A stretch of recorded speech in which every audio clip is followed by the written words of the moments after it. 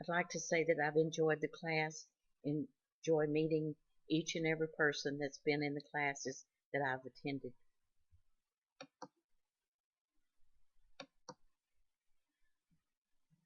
My thoughts that there are a few of us that have gone through the whole degree process together, and I will miss seeing your names and reading your discussions and your views. There are others that were not in all the classes, but I've learned from each and every one of you, and your viewpoint is valid, and I've learned from that, and you've enriched my life, and I will remember each of you forever. Uh, there are challenges with learning any new program. One of the ones that I had was allotting time for study and lesson preparation.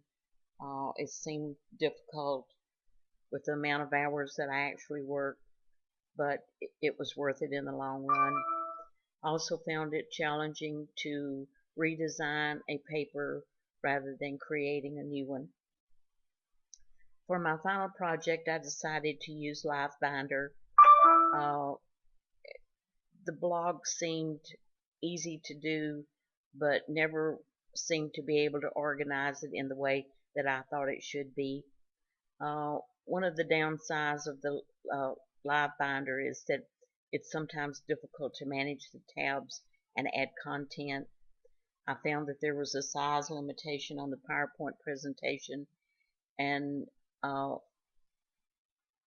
and there was one suggestion in the class that I save it to a PDF, but one of the things that I found with the PDF is I always lost the first page of it, so there was no title or introduction to it.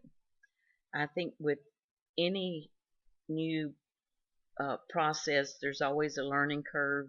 Learning a new way of presenting information is always a challenge. There's also a challenge in learning new technology.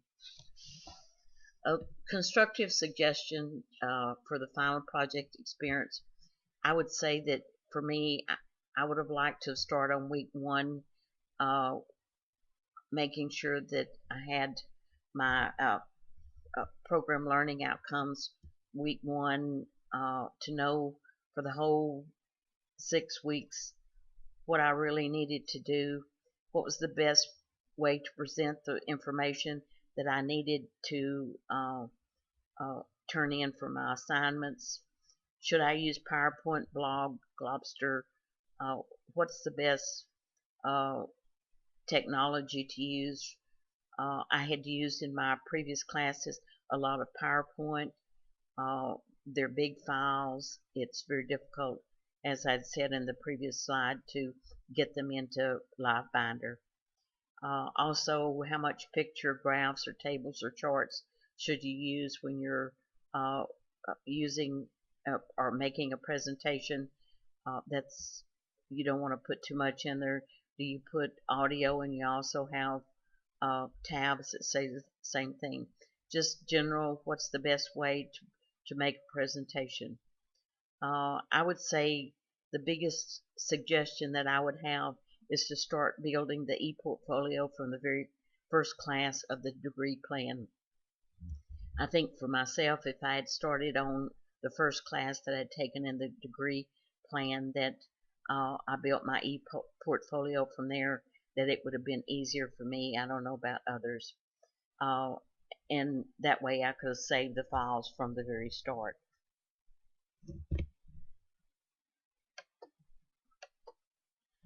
I guess it's time to look to the future. It seemed to be a long journey, but it's also, now that it's here, it's sort of bittersweet in that I've enjoyed the class. I've enjoyed getting to know each of you.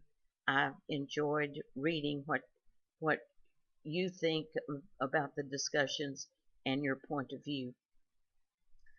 I decided to take this degree even though I had my MBA because I thought I needed more experience for teaching. I want to retire and to teach, and I thought that I needed more experience, more knowledge to be able to do that.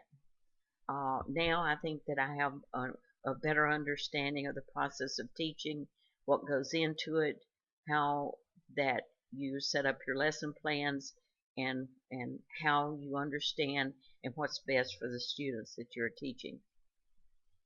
I think that I've gained more knowledge and skills, and I think I feel more prepared to be able to move forward with a career in education, some type. I'm not sure at this point where I will go with that, but I think that now I have a better understanding and I have more experience.